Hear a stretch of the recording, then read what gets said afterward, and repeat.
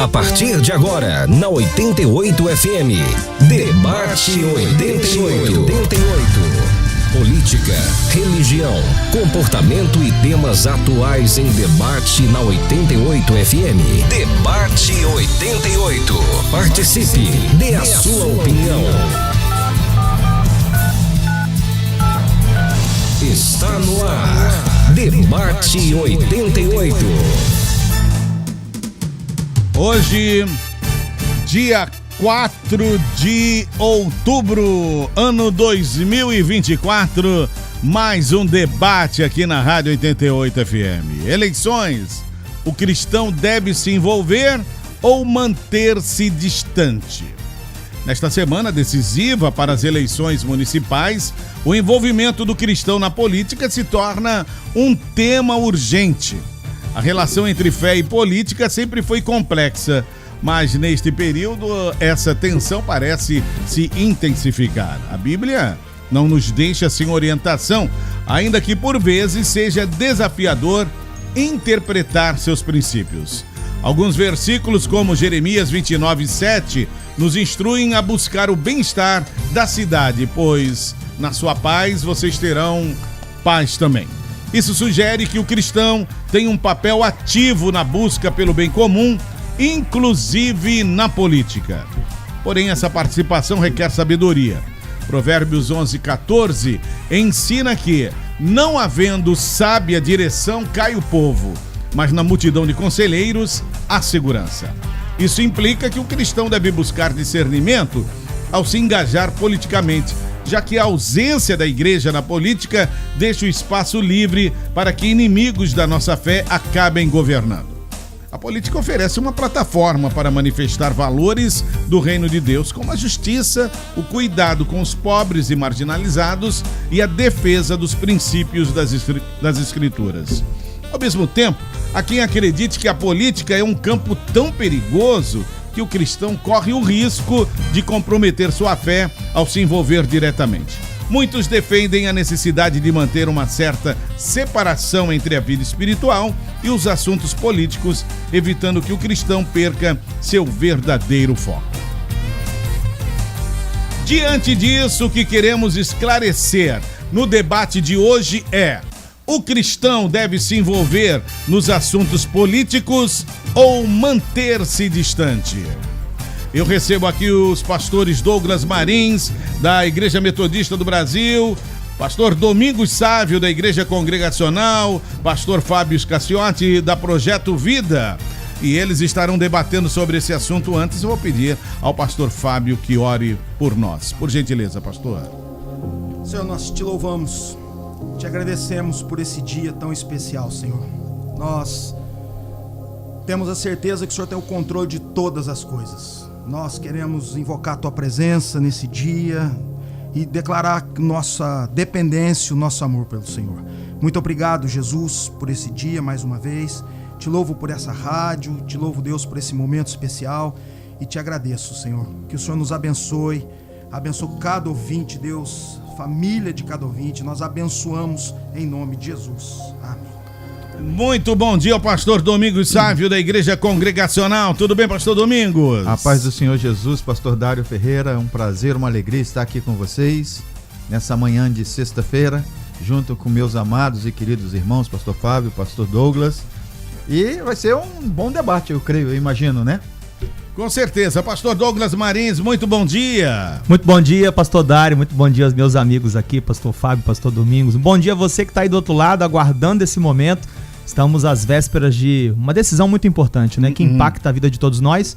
Nosso desejo aqui é contribuir, pastor Dário, de alguma forma, para a decisão de um voto ético, consciente, alinhado aos princípios do reino de Deus. Com certeza. Já orou por nós, pastor Fábio, Projeto Vida, graça e paz. Seja bem-vindo, pastor. Obrigado, pastor. Obrigado essa oportunidade de estarmos juntos aqui. Pastores, lá junto à mesa aqui. Eu creio que será um tempo de muito crescimento para todos nós. Olha, os nossos ouvintes podem participar pelo 998-680088. Você também pelo YouTube. Pode mandar também a sua pergunta, né? Rádio 88 Oficial. E você participa com a gente. Também ver essa mesa aqui, né? Organizadíssima, com esses irmãos. Bonita. Que vão bonita, pastor Dário. Fala bonita, né? Bonita, né? A mesa bonita, né? Eu creio que sim. O pastor Dário só não quis tirar a boina. Ele não falou, ele falou, eu creio que sim, pela fé. Ainda bem. Ele não tirou a boina, porque senão seria também mais uma chuva de pessoas assim... Mais carecas, né? Ainda bem que nós temos a Letícia Dantas aqui na mesa, né, com a gente. Bom, gente, vamos lá então.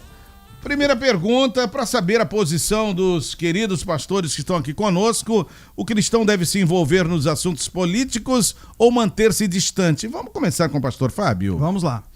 Sim, eu creio que os cristãos devem se envolver na política.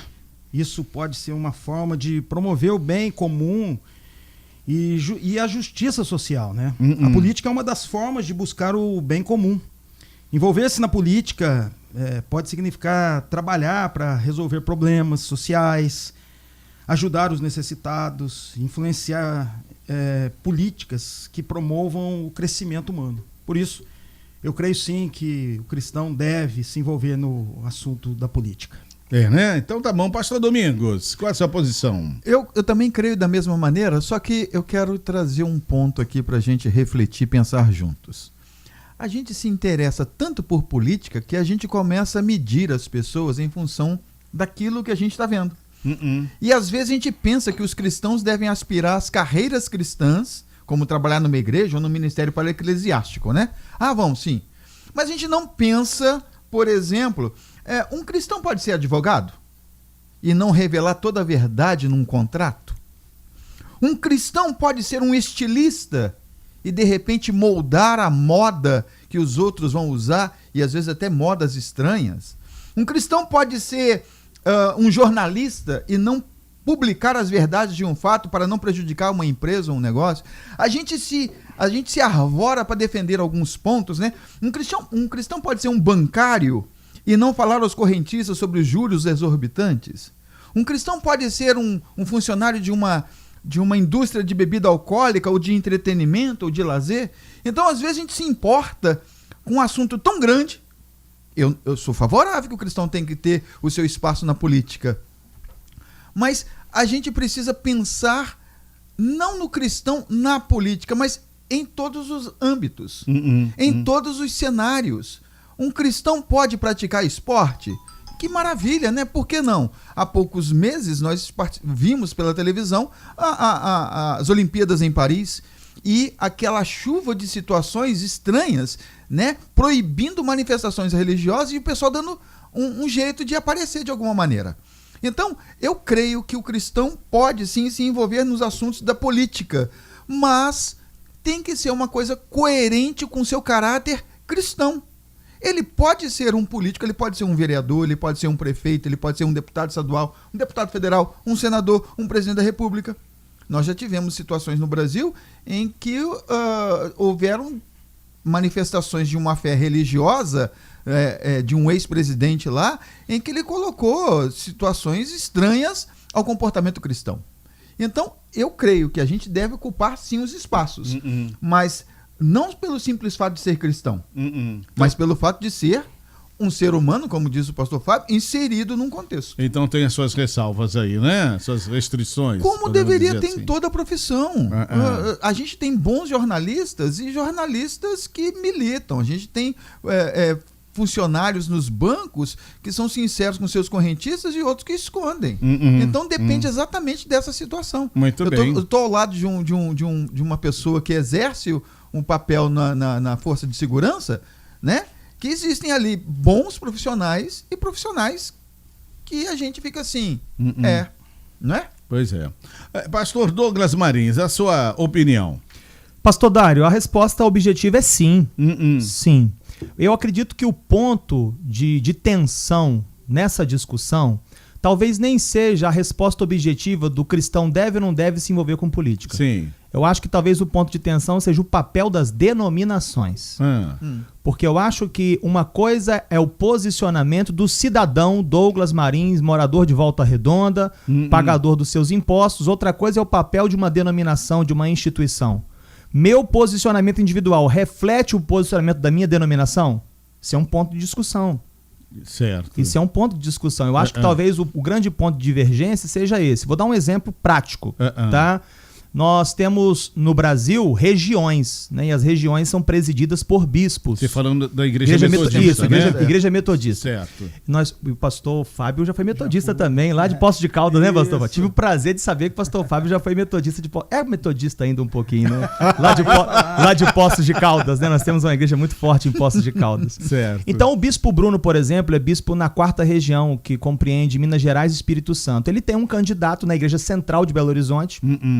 E ele fez um posicionamento esses dias no Instagram dizendo, olha, eu estou apresentando o irmão fulano de tal, esse posicionamento é meu, ele não reflete o posicionamento da denominação, a igreja não tem candidato membro, ela tem membro que é candidato, a rede social é minha, não é a rede social institucional da igreja, então ele se posicionou como cidadão, né, da grande Belo Horizonte ali, expondo o irmão, apresentando o irmão, pedindo orações pelo irmão. Então eu acho que talvez um dos grandes pontos aí de divergência não seja simplesmente dizer se o cristão deve ou não deve, porque eu acho que essa resposta é bem óbvia, bem objetiva. Eu acho que talvez a discussão seja qual é o papel das nossas denominações. Eu acho que esse é um ponto aí frágil. Mas, permita-me uma parte, né? Claro. Há denominações em que você percebe isso no sistema de governo episcopal, em que a decisão é de cima para baixo, e no sistema, por exemplo, nosso congregacional, ou o batista, que também é congregacional, a gente não consegue levar isso adiante. Não é a voz do pastor que vai direcionar alguma coisa. As pessoas confiam em nós como liderança para a gente poder conduzir algumas coisas. Mas a gente não tem a voz assertiva assim, faz isso. Exatamente. Né? Aí me permitam uma observação. Inclusive no sistema representativo, que é o presbiteriano, ainda assim tem essa influência que tem também no sistema episcopal. Mas no sistema congregacional ou no sistema eclesiástico, assim, de assembleias e tudo mais, fica um pouco mais distante. Por que eu disse que esse é o ponto frágil, pastor Dário? Porque se nós, vamos botar assim, pastores e líderes, se nós dissermos que a igreja X, a denominação A, tem um candidato, nós voltamos ao voto de cabresto. Sim. E aí a igreja se torna um curral eleitoral. Eu acho que esse é o ponto de conflito. Então, o púlpito não é dado à propaganda eleitoral. Sim. Jesus não veio fundar um partido político, Jesus veio fundar a sua igreja.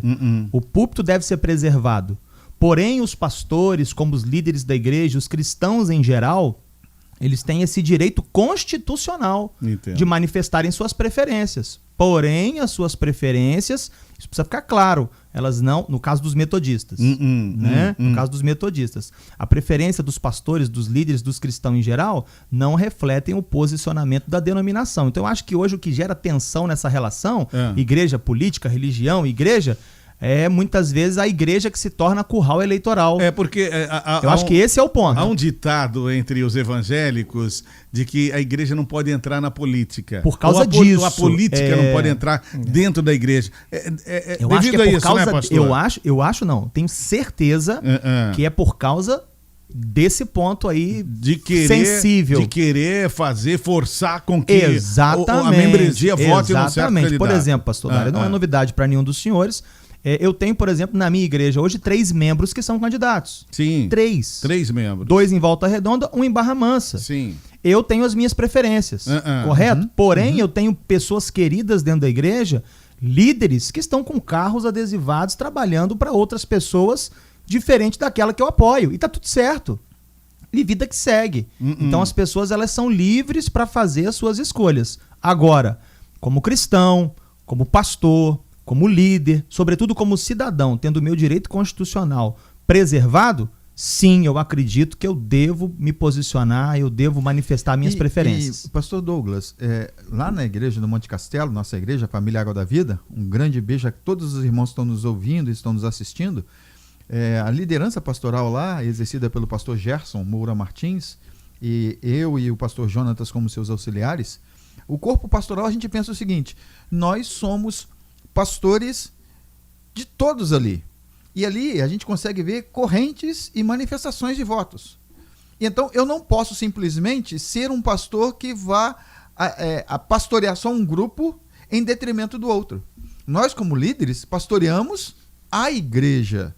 E, naquilo que concerne a nós, podemos orientar um ou outro.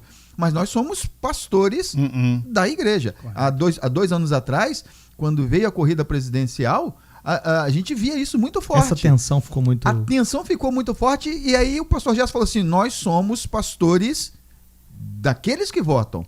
Sejam eles do lado daquele que venceu, da direita, ou da daquele esquerda, que né? perdeu.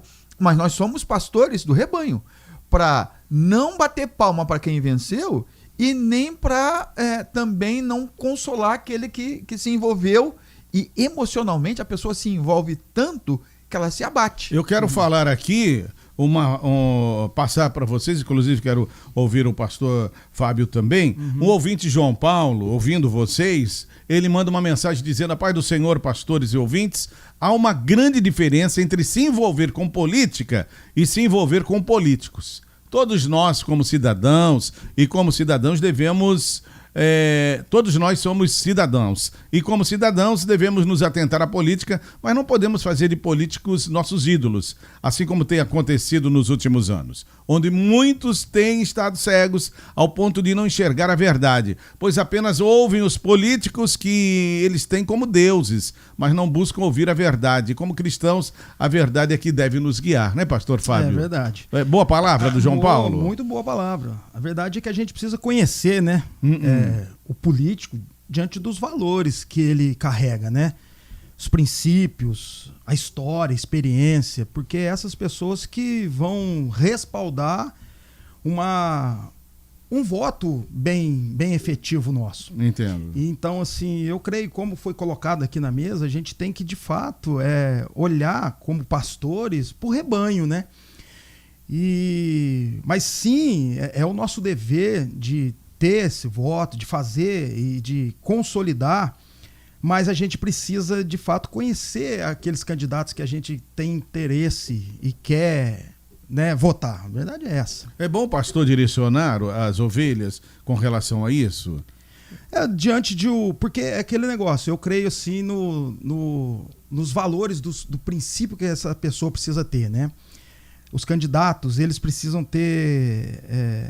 nós que estamos conhecendo os candidatos, precisamos de fato conhecer a proposta, a política, precisamos o caráter. Então, assim, quando a gente conhece, é até mais fácil da gente até direcionar ou expressar a nossa intenção de voto. A intenção de voto. É importante isso. É importante isso. É importante. Olha, a Elaine Cristina, senhores debatedores, fala o seguinte: bom dia aos debatedores, muita hipocrisia nesse meio. Ética não existe quando se fala de política. Na verdade, as pessoas querem favores dos políticos, mas não sabem nem as atribuições de cada cargo. O dinheiro é sempre o grande problema. Claro que os cristãos precisam estar na política, somos cidadãos, pagamos impostos, por que não ajudar nas decisões? Porém, o medo é do candidato enriquecer. Essa é a grande verdade. Preste atenção. Pecados todos cometemos, na política ou não. Quando pedimos um favor ao vereador, não é pecado? E quando ele consegue um leito de hospital para um parente que está no corredor, sendo que há mais de 20 pessoas esperando o mesmo leito? As pessoas nem sabem por que votam e nem para quê. Se a pessoa assume um cargo e se perde nele, é porque já era mau caráter. Ela foi forte aqui, não foi? A palavra política, e aí cabe uma definição sobre isso, vem do grego antigo politeia, né? Não sei se é isso mesmo, dessa maneira que se pronuncia, mas são os procedimentos relacionados a polis. Polis é a cidade. É tudo aquilo que envolve a cidade, né? Os limites de um município. De fato, muitas pessoas que vão às urnas no domingo não sabem para que elas estão votando. Não sabem a função de um vereador, não sabem a função de um prefeito, né? E isso aí mexe muito. A gente precisa entender sobre a ótica da Eliane. Isso, é que a gente, e aí eu falo numa visão macro, as pessoas estão esperando uma voz de comando que possa ajudá-las. em seus sofrimentos, angústias, em seus medos. E aí, quando alguma coisa acontece, ela corre para a primeira pessoa que ela pode encontrar ou obter algum tipo de ajuda. E isso aí é ruim. Eu já fui assessor de uma vereadora aqui em Volta Redonda, e a gente costuma ver isso no corredor da Câmara Municipal de Volta Redonda. Os pedintes, eles vão lá para pedir. E todo corredor de Câmara, seja a Câmara dos Vereadores, seja a Assembleia Legislativa no Estado do Rio, ou seja na Câmara Federal, é um corredor dos pedintes. É aquela multidão dos pedintes. E vai se refletir naquele texto do Evangelho de João, em que está lá um cego, tá lá um paralítico assim, eu estou querendo uma cura. E Jesus chega com uma única pergunta: queres ser curado? E ele fala: toda vez que eu estou aqui esperando a água se mover, nada acontece. As pessoas estão desesperadas por uma resposta que possa dar acalento, possa consolar a sua alma. Essa questão de existir político que faça essa política de resolver tudo é que deturpa exatamente a figura dele. O vereador, ele tem que legislar, né? Ele tem que fiscalizar o poder executivo, correto. E ele tem que ser o parla, aquele que fala do sofrimento da comunidade. Isso aí. Se ele cumpre esse objetivo, perfeito. Aí eu tenho que olhar no espectro dos candidatos, aquilo como o pastor Douglas, acho que foi o pastor Douglas que falou, aquilo que eu tenho comigo.Essa pessoa pensa como eu penso, ela merece o seu tempo esgotou, candidato. Ô, pastor, pastor Douglas. Me permita fazer uma consideração em cima do que a Eliana, né? Isso. Eliana, a pergunta que eu faço é o seguinte, pastor Dário: de onde vêm os políticos? De Marte? Não. De Júpiter? De onde vêm, por exemplo, os pastores? De Vênus? De onde vêm os policiais militares? Falo como policial militar. Eles vêm de Plutão? Essas categorias todas, elas são estratos da sociedade. Tá certo? Então, via de regra, as pessoas acabam reclamando e criticando, mas daquilo que elas mesmas fomentam, daquilo que elas mesmas são, daquilo que elas mesmas são capazes de continuar. Por exemplo, por que muitas vezes alguns políticos têm essa postura equivocada ou aquela?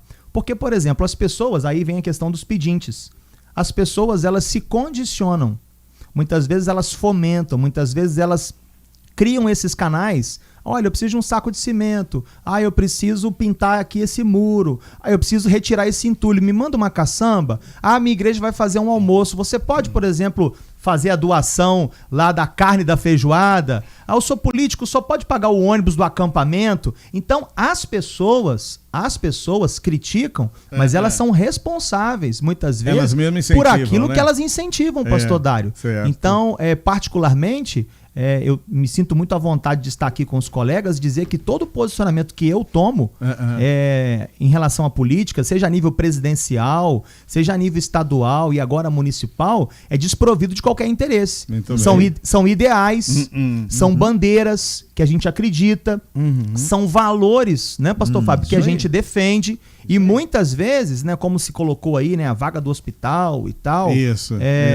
Particularmente a gente às vezes se posiciona não pensando propriamente na gente, mas pensando muitas vezes em outras pessoas, em ter como ajudar outras pessoas, porque querendo ou não querendo, existem situações que ou você conhece alguém que vai ter autoridade para fazer valer os seus direitos, ou então seus direitos não vão ser atendidos. Pastor Fábio, infelizmente. O que o senhor tem a falar também sobre isso?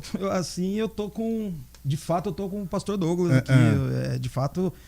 Eu acho que é acrescentar o que, como diz o apóstolo Paulo, né? Filipenses 3:1, eu não me canso de escrever as mesmas coisas porque é segurança para vós. Eu tô igual a ele que agora eu não me canso de falar as mesmas coisas porque é segurança para vós. Tá certo, eu penso dessa forma. Olha, durante uma pregação, o pastor Silas Malafaia criticou a crença que muitos evangélicos possuem de atribuir a política ao diabo.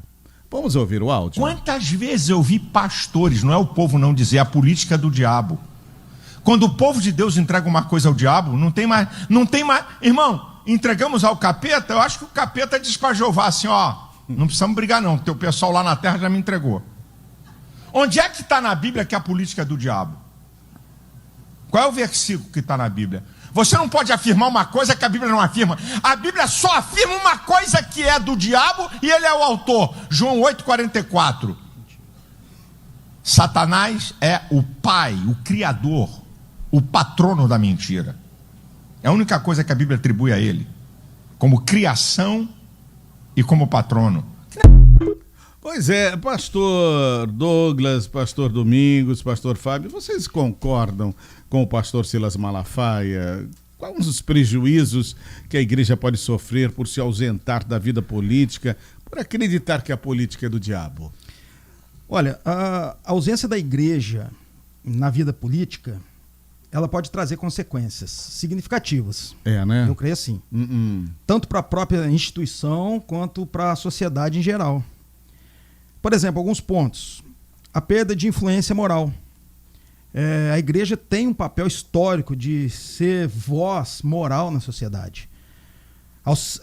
Quando ela se ausenta da política, ela pode perder a oportunidade de influenciar decisões públicas, promover justiça, ética e o bem comum. Ela também pode estar desconecta com a comunidade, porque a política é uma parte importante da vida cotidiana das pessoas. E se a igreja ela se mantém distante para esse parecer, ela se torna desnecessária. Então, a falta de representação, porque a participação ativa dos cristãos na política, algumas questões importantes, pode ser negligenciada ou mal representada. Sim, sim. Então isso pode resultar em políticas que não refletem os valores de princípios cristãos, que é um medo que eu tenho, sabe? Que é a omissão em questão. Outro ponto é a omissão em questão sociais. Muitas questões sociais, como pobreza, educação, saúde, direitos humanos, são diretamente influenciados por políticos e pela política pública. Então, com a ausência da igreja, pode significar uma omissão na luta e na melhoria nessas áreas. E a outra, por fim, eu encerro aqui, é a perda de oportunidade de serviço. A política pode ser uma plataforma para servir ao próximo em larga escala. A não participação da igreja pode perder a oportunidade de implantar mudanças positivas e de grandes alcances. Pastor Douglas. Eu só talvez reformularia melhor a colocação, e em vez de dizer que a igreja deveria ocupar esses espaços, eu diria que homens de Deus e mulheres de Deus deveriam ocupar esses espaços. Sim, e aí sim. uma coisa muito importante, pastor Dário, é uma frase, né, que eu ouvi há muito tempo e me marcou muito. Quem não gosta de política vai ser governado por quem gosta. Quem gosta. Esse é um fato. Por exemplo, Câmara de Vereadores. Câmara de Vereadores é um espaço representativo. Ponto. Existem em Volta Redonda, por exemplo, a nossa cidade, somos pastores aqui na cidade, nós temos 21 cadeiras em Volta Redonda. Alguém vai se sentar. E uma coisa muito importante que você que está aí do outro lado precisa compreender é autoridade só respeita quem tem autoridade. Vou dar um exemplo aqui prático, né? A Bíblia fala, por exemplo, de José de Arimateia, de Nicodemos. Sim, sim. Quando o Senhor Jesus entrega ao Pai o seu Espírito na cruz, naquela sexta-feira, os dois foram ao governador para pedir para enterrar o corpo do Senhor. Aí eu pergunto aos colegas pastores, qualquer pessoa tem acesso a um governador? De jeito nenhum. A agenda é complicadíssima. Qualquer pessoa tem acesso. O nosso governador esteve aqui essa semana, né? Cercado de segurança, cercado de todo um aparato e tudo. Eu pergunto aos senhores, quem tem acesso ao governador? José de Arimateia era um homem de autoridade. Com certeza. Nicodemos era um homem de posição na sociedade do seu tempo. E aí eu quero dizer categoricamente, agora eu vou ser absoluto, vou ser rígido. Nós precisamos de homens de Deus, mulheres de Deus nesses espaços. Tá certo. Por quê? A autoridade só respeita quem tem autoridade. O pastor Fábio falou muito bem sobre a preocupação da gente salvaguardar princípios e valores. Aí me permita contar uma experiência que eu contei no púlpito da igreja. Eu fui a São Paulo no ano passado, fui assistir um jogo do meu time de coração com os meus filhos. No dia seguinte, dormimos em São Paulo. Fomos Foi Corinthians? Não, eu sou botafoguense. Eu sou botafoguense, pastor Dário. Tá bom. Quem me ouve no Momento com Deus aí sabe que eu sou botafoguense. Mas eu fui a São Paulo assistir um jogo do Botafogo com o Corinthians. No dia seguinte eu fui ao Museu do Futebol. Eu fui ao Museu do Futebol. Sim, sim. E acabamos lá, o passeio, pastor Fábio, pastor Domingos, no Museu do Futebol. Minha filha de 10 anos à época pediu para ir ao banheiro. Ali no centro de São Paulo. Ali no bairro do Pacaembu. Aí a Helena foi ao banheiro e eu fiquei do lado de fora com o Guilherme. De repente o Guilherme vem assustado, 13 anos. Papai, você viu que tá na porta do banheiro? Eu falei, não. Ele falou, então corre lá pra ver. Eu vou ler a frase, tá na íntegra. a frase que está escrita na porta do Museu do Futebol, um espaço público em São Paulo. Lá está escrito assim: aqui no Museu do Futebol, você é livre para escolher o banheiro de acordo com a sua identificação de gênero. É. E aí, quando eu li aquilo, tinha um coração, um arco-íris, eu tomei um impacto. Minha filha de 10 anos tinha entrado no banheiro. Eu fui até a catraca e perguntei pro responsável. Falei, vem cá, como é que funciona isso? Minha filha entrou no banheiro, agora não sei se eu entro também. Como é que é esse negócio de eu entro onde eu quiser? Né? Aí ele falou, não, senhor, aqui nós somos todos civilizados. Eu falei, não, mas não se trata de ser civilizado ou não ser civilizado. Né? E aí fiquei na porta aguardando, ela voltou. E tá na internet, se você tiver curiosidade, clica lá, banheiro por identidade de gênero, Museu do Futebol em São Paulo. Então a gente sabe que tem essa discussão hoje, né, no STF, a gente sabe que agora o senador Magno Malta, nesse ano de 2024, o senador Magno Malta fez uma proposição lá para se proibir isso nas escolas, né? Eu não acredito que a gente tenha que suprimir as minorias, não. Se a gente tem minorias que se sentem de repente acanhadas de entrar nesse banheiro ou naquele, que se crie uma terceira opção. Que se construa uma política pública, se faça outros banheiros, porém, o que eu não posso conceber, pastor Dário, e aí não tem a ver com ser pastor, o que eu não posso conceber como cristão é que, por exemplo, as pessoas possam utilizar os banheiros de acordo com aquilo que elas dizem que são. Isso me preocupa muito. Pastor Domingos. A pergunta é, qual o prejuízo, né, da igreja? Quais seriam os prejuízos? E eu achei interessante ela se ausentando da vida política, né? A omissão, acho que é o maior prejuízo. Pecado. É a omissão, você se omite. Também é pecado. E acrescentando ao que o pastor Douglas falou, eu estou dando a alguém a responsabilidade, o voto de me representar entre os 21 que estão lá. Isso aí. Então eu preciso pensar nisso. Um daqueles 21 tem que pensar como eu penso. Então o meu voto vai ser em função disso. Quem me representa nesse espectro todo de candidatos, o que eu penso? Aquilo que eu penso para minha casa, para meu lar, para minha vida, quem melhor representa? Essa pessoa. Então nessa pessoa eu coloco o meu voto. Isso aí. E nisso daí eu espero. Agora, a gente só fica olhando, me perdoe, a moeda tem dois lados, não tem só a cara, tem o coroa, não é só prejuízos. Nós temos benefícios, não a igreja, mas o cristão tem benefícios de ter alguém falando aquilo que ele pensa, defender aquilo que ele defende, né? Como disse o pastor Douglas aqui, argumentar aquilo que eu gostaria de argumentar e eu não tenho voz. Então eu dou voz a alguém para fazer aquilo. Isso seria representativo, é lugar de representatividade. É representativo, mas a gente não pode olhar só o prejuízo. Eu tenho que olhar o benefício. Opa, tem alguém lá que fala por mim. Eu posso conversar contigo? Você pode defender essa pauta para mim? Você pode levantar essa bandeira para mim? E assim vai. Outro exemplo, pastor Dário, vamos falar de pauta? Sim. 2022 nós tivemos aqui anunciado, pastor Fábio, em Volta Redonda, a Marcha da Maconha. Sim. Ok? Em 2022, mais de 2022, se discutiu, olha, nós vamos ter uma marcha pró-maconha em Volta Redonda. Quero pontuar o seguinte, eu não sou contra o uso medicinal da planta, ok? Pesquisas científicas já revelam os benefícios disso para essa e essa doença. Mas eu sou estritamente contrário ao uso recreativo da maconha. E aí nós tivemos, né, essa movimentação na nossa cidade e um vereador da nossa cidade, um vereador de mandato, se posicionou na tribuna da Câmara, foi o primeiro a se posicionar. Vou cobrar providências do Executivo, do Palácio 17 de Julho, do nosso prefeito. A Prefeitura está financiando esse movimento? Tem dinheiro público nisso?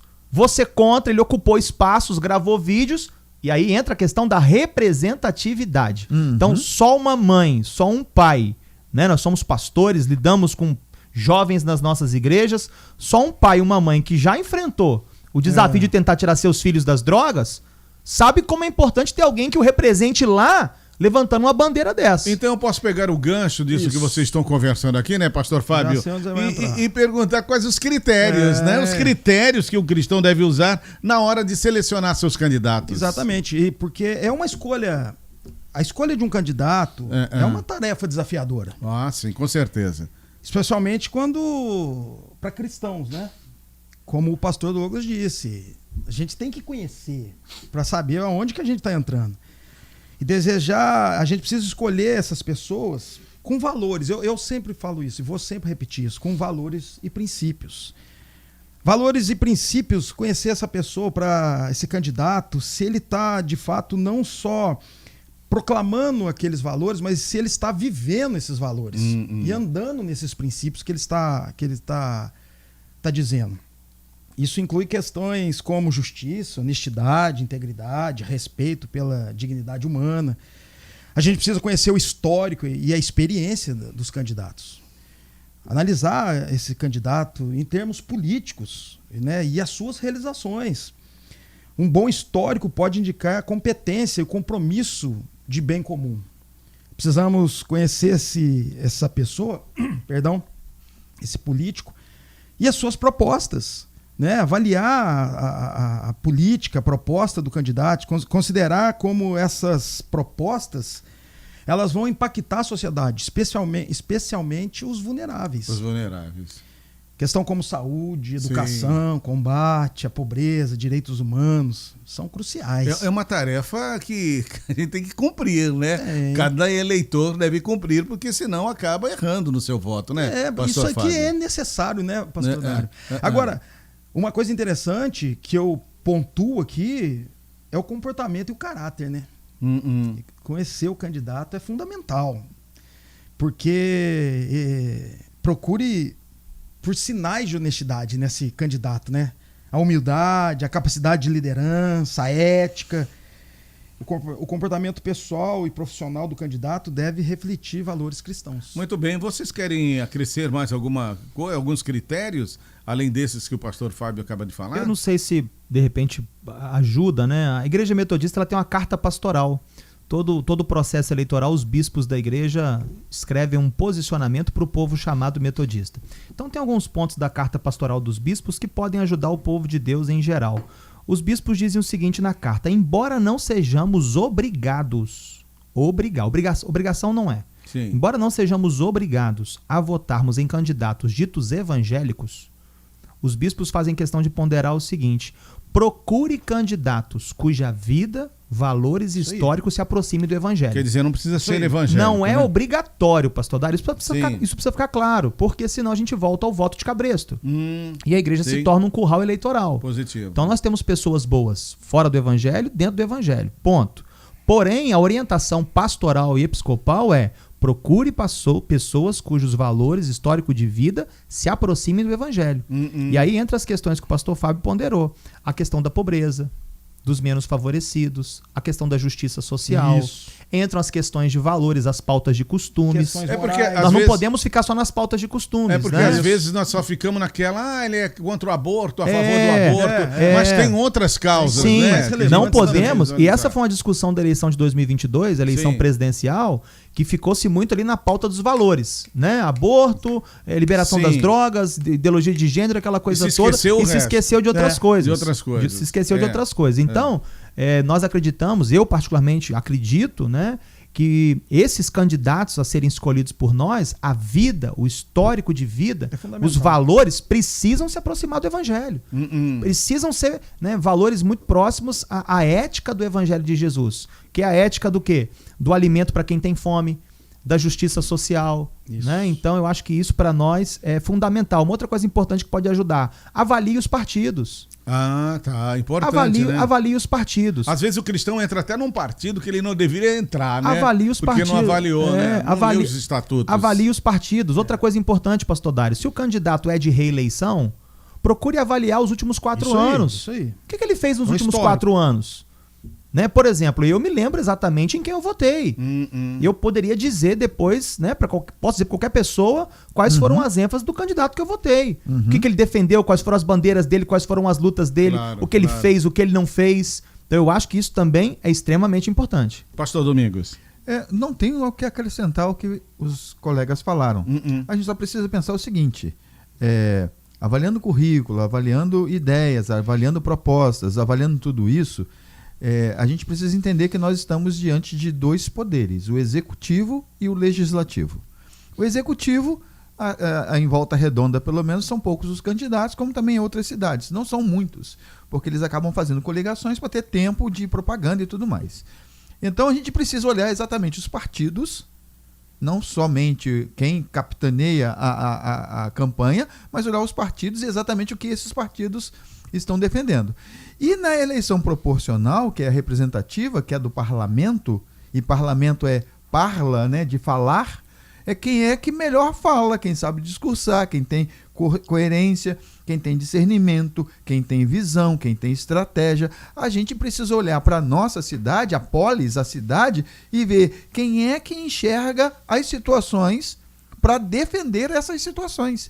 E aí entram essas várias matérias, né? De educação, de saúde, de segurança, de iluminação, de obras e várias coisas.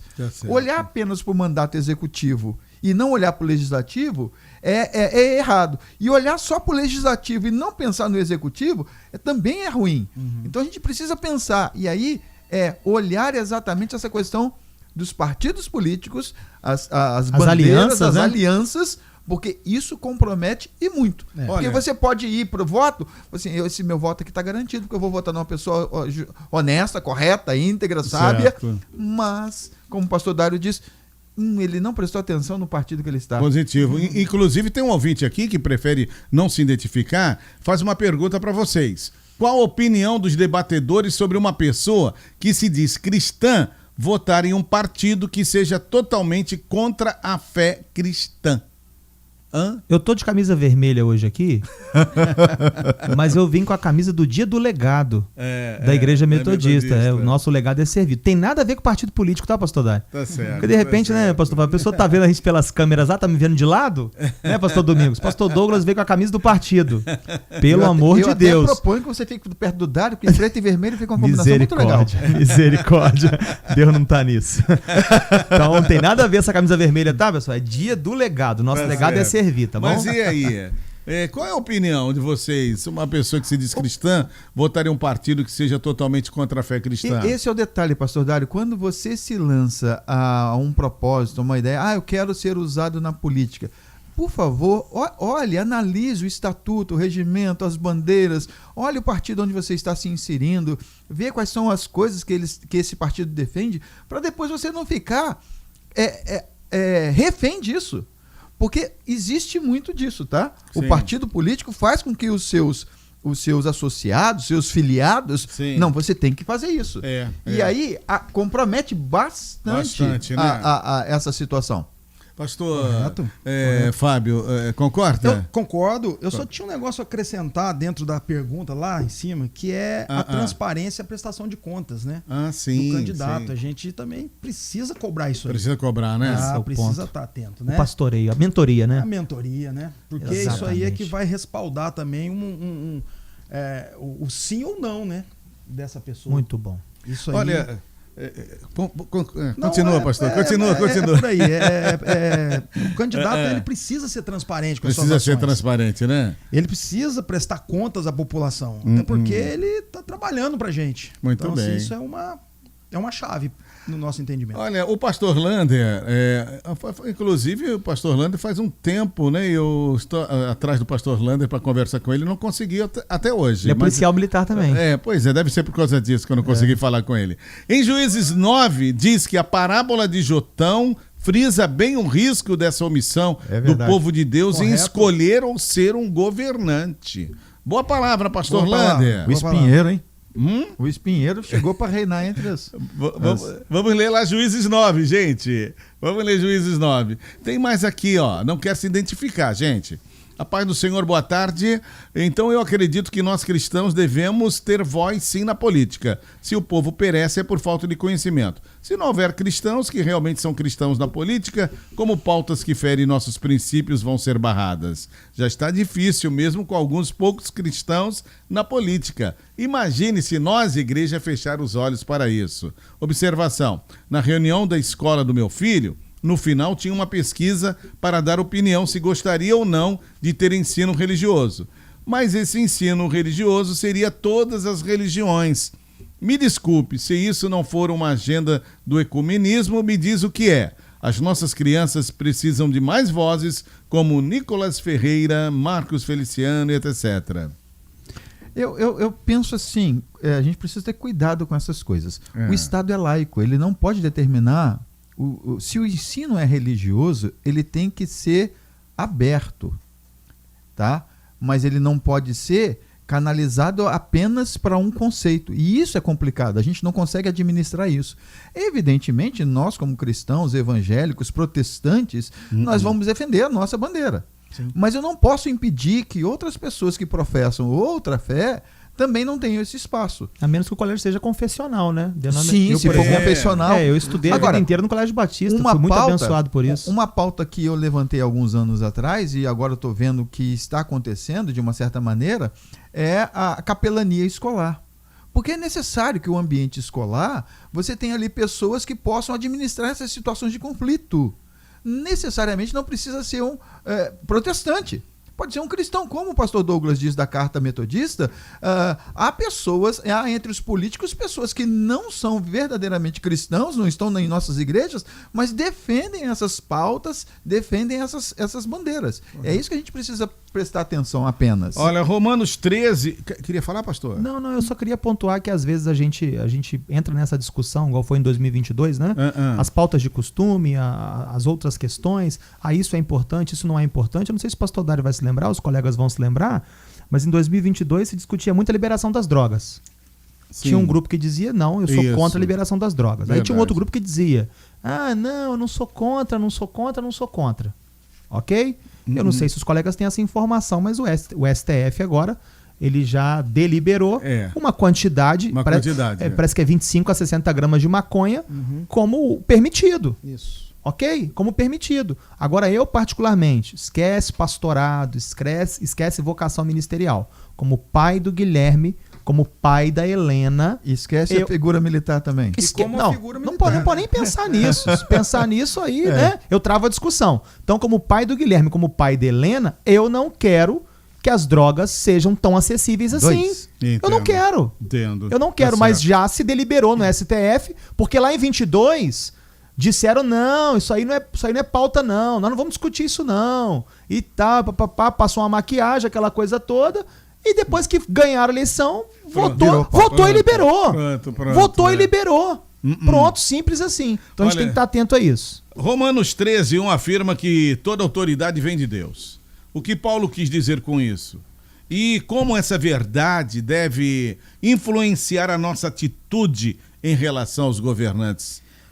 Romanos 13:1, vamos ler ele todo, né? Sim, pastor. Ele diz assim, toda pessoa, deixa eu pegar aqui direitinho, isso. Toda pessoa está sujeita às autoridades superiores. Isso. Porque não há autoridade que não proceda de Deus. E as autoridades que existem foram por ele instituídas. Bem, na verdade, esse versículo, Paulo, ele está afirmando que toda autoridade é estabelecida por Deus. Isso não significa que todas as ações dos governantes são justas ou que Deus aprova tudo o que eles fazem. Mas que a estrutura de autoridade é parte do plano divino para manter a ordem e a justiça na sociedade. Paulo está aconselhando, né, aos cristãos a reconhecer o respeito, a respeitar as autoridades, os governantes, independente de quem estiver no poder. Mesmo que não seja aquele candidato que nós queríamos, né? Exatamente. Que estivesse lá no... Pastor Dário, eu quero... Ele está afirmando, Paulo afirma, né, que toda autoridade é estabelecida por Deus. Por Deus. Eu quero pontuar a seguinte situação. O apóstolo Paulo, quando ele escreve isso aos romanos, isso, correto. Ele diz aos cristãos, aos crentes lá de Roma, que estavam debaixo de uma autoridade do imperador Nero, e eles estavam sendo ali flagelados, eles estavam sendo jogados às feras, tinham defuntos amarrados em suas costas. Quem me livrará do corpo dessa morte? Todo tipo de flagelo, todo tipo de sofrimento, todo tipo de atrocidade. Então Paulo diz que as leis foram feitas por pagãos, adaptados ao paganismo, às coisas erradas. E esses reinos foram estabelecidos em conquistas, sangue e opressão. E muitos reis, eles eram guerreiros e eles tinham as mãos sujas de sangue. Tanto que Davi fala, quero construir. E Deus fala assim, não, Davi, sua mão está suja de sangue, não dá para você construir, seu filho vai construir. Então quando o apóstolo Paulo escreve aos nossos irmãos que estavam em Roma, sofrendo, ele estava falando o seguinte, vocês precisam entender que a vida não é esse sofrimento que vocês estão aí, há algo melhor. Há um reino melhor, há um reino justo. Sim. E o sofrimento pela qual vocês estão passando, que Jesus falou, no mundo tereis aflições, mas tem de bom ânimo, eu venci o mundo, é isso que a gente está passando. Eu creio que há cristãos, por exemplo, em países tipo Venezuela, tipo no Iraque, tipo na Coreia do Norte. O que eu falo para esses irmãos que não têm essa liberdade que nós temos aqui no Brasil? Fiquem firmes na fé. Toda autoridade, ela vem de Deus. Deus está atento a isso, ao sofrimento. Enquanto o justo não vier e não resolver isso, vivam sofrendo, é verdade. Apanhando, é verdade. Angustiados, é verdade. Mas não esmoreçam. Não entreguem os pontos. Certo. Nós estamos aqui pensando assim, poxa vida, esse país precisa de uma mudança, esse estado precisa de uma mudança, a minha cidade precisa de uma mudança. O que eu preciso fazer? Eu preciso fazer aquilo que é me dado a condição. Eu vou votar. E eu não posso votar simplesmente pensando, há uma situação, há uma realidade, há uma cidade em que eu preciso pensar nisso.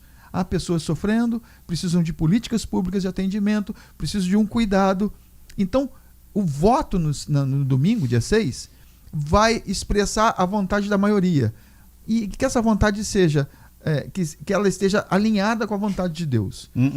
Romanos é uma carta assim, porque imagina aqueles irmãos nossos que sofreram no Coliseu, sofreram perseguições, sofreram tudo. Inclusive o próprio apóstolo Paulo, depois ele acaba morrendo. E Nero foi quem sentenciou a sua morte, e Nero depois coloca fogo em Roma e coloca a culpa nos cristãos. Então essa é a realidade. Mas, né? Pastorzão, não, concordo, mas o texto deixa claro, né, que embora humanos sejam falhos, eles exercem uma função ordenada por Deus, né? Sim. E aí o nosso papel, segundo a primeira epístola de Paulo a Timóteo, aí falando de Paulo ainda, primeira epístola de Paulo a Timóteo, capítulo 2, ele fala assim, admoesto-te que antes de tudo, que se façam orações, intercessões, ações de graças por todos os homens. Aí ele fala, em especial, pelos reis, por todos aqueles que estão em posição de autoridade, para que tenhamos uma vida quieta e sossegada, em toda piedade e honestidade. Verso 3, porque isso é bom, agradável diante de Deus, nosso Salvador. Então, a oração está sempre em ordem. Então é feio o cristão, desculpe cortá-lo, mas você vai dar sequência à sua linha de pensamento, é pecado para o cristão torcer contra qualquer autoridade. Não dá para fazer isso, não tem como. Não vou orar por fulano, porque fulano não é do meu... Aí a gente tem que rasgar esses textos. Aí a gente tem que ignorar eles. Então, uma frase que a gente usa muito no nosso meio metodista, a oração está sempre em ordem. Então, seja num culto metodista, num outro ambiente, nós temos pessoas ali, nós vamos orar. Eu tive o cuidado nesses últimos dias, recebi autoridades lá na minha igreja, anunciei essas autoridades, li esses dois textos, o de Romanos e o da Epístola de Paulo a Timóteo, desci do púlpito, isso transmite uma mensagem, o púlpito é dado a pregação do evangelho, desci do púlpito e orei lá embaixo por essas autoridades. Então a oração está sempre em ordem, é papel da igreja, é papel do cristão orar pelas autoridades. Então, portanto... Mas aí, pastor, foi uma consideração, sem dar microfone, sem dar voz, porque o púlpito não é dado a propaganda eleitoral. Então, até porque a lei eleitoral proíbe. Isso aí. Então, portanto, né, em 1 Timóteo, que o senhor leu, é postura correta orarmos pelas autoridades. Perfeito. Seja elas na igreja metodista, sim, a gente pode orar. Investidos de autoridade. Buscar a justiça, agir com amor, sem torcer pelas falhas de um governo, mesmo desastroso. Exatamente. Né? Perfeito. Pois o objetivo deve ser o bem de todos. Amém. Paulo escreveu a Tito também um texto que as pessoas precisam também guardar. Lembra-lhes que se sujeitem aos que governam, às autoridades, e sejam obedientes. Porque a gente tem a tendência de esquecer, né? E a gente precisa pensar nisso. Tem um prefeito? Vamos orar por ele. Tem uma Câmara? Vamos orar pelos vereadores. Desculpa. Tem governador? tem presidente, nós devemos orar. Lembra-lhes que se sujeitem aos que governam. Muito bem. Olha, tem aqui um ouvinte, não quer se identificar também, diz o seguinte: bom dia, graça e paz. As igrejas tradicionais como metodista, batista, presbiteriana, etc., têm fortes inclinações para a esquerda. Apesar Eita. de muitos os Aí eu venho de casos... vermelho, ele vai dizer que sim. Apesar de muitos os casos, como por exemplo, homossexualidade, política, etc., ficam em cima do muro. Pastor Douglas, pergunta ao nosso ouvinte. Mandou pra mim, porque viu Sim. eu vídeo de vermelho. Sim. Direto. Qual a sua opinião sobre isso? Vemos que o senhor é decidido em seus posicionamentos. Olha, eu posso falar que o Douglas está à esquerda. Eu tô à esquerda de Pelo menos você. a minha. Mas tô à direita do pastor Fábio. A igreja, vou falar da igreja metodista. A igreja metodista, historicamente, vou falar aí da década de 60, 70, ela teve muito envolvimento com a teologia da libertação. Né, a faculdade de teologia, onde eu estudei em São Paulo, ela tinha um viés muito progressista, pastor Dário, muito liberal. Isso é fato, eu estudei lá, então não tem como você tampar o sol com a peneira. Hoje nós vivemos uma outra realidade na igreja metodista. Nós não temos mais a faculdade de teologia em São Paulo, a nossa faculdade de teologia formava bacharéis em teologia, não formava obreiros para a igreja. Talvez esse tenha sido um dos grandes prejuízos históricos, né? Hoje nós temos a FATIM. A FATIM, ela tem como professores pastores frutíferos. Hoje é um curso de teologia livre que forma obreiros para a igreja. No passado não era assim.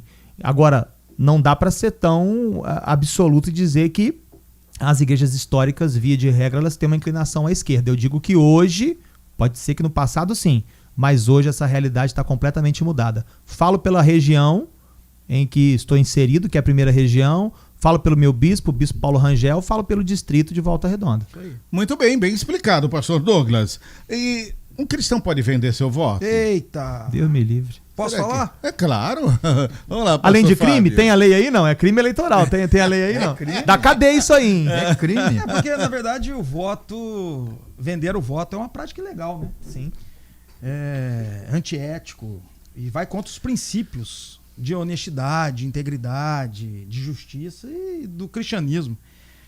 Vender o voto não é apenas uma violação da lei, mas também é um ato que compromete a integridade e o testemunho cristão. Vender o voto, pelo menos eu pontuei aqui, eu posso pontuar pelo menos quatro pontos aqui, bem rápido eu passo eles. Corrupção e injustiça, porque vender o voto contribui para a corrupção e perpetuar sistema injusto. Segundo, desrespeito à democracia. O voto é uma ferramenta fundamental da democracia. Vender o voto desrespeita esse processo e mina a capacidade de eleger líderes que realmente representam os interesses da comunidade. Vender o voto compromete a integridade pessoal, a integridade de um valor central na fé cristã. Vender o voto compromete a integridade pessoal e o compromisso com a verdade e com a justiça. E por fim, que eu pontuei aqui, vender o voto impacta com o testemunho cristão, né? Perda de credibilidade. Perda de credibilidade. Forte, né? Forte. Gente, vocês têm alguma coisa a acrescentar ou não? Essa questão da compra do voto é igual a questão do fofoca, né? Ah, fofoca é pecado? Pode fofoca, crente fofoqueiro, não sei o quê. Se existe fofoca, é porque existe o ouvido que gosta de ouvir. Compra de voto é porque tem gente que vende. E o problema diz mais de quem está comercializando do que propriamente do, digamos assim, do político.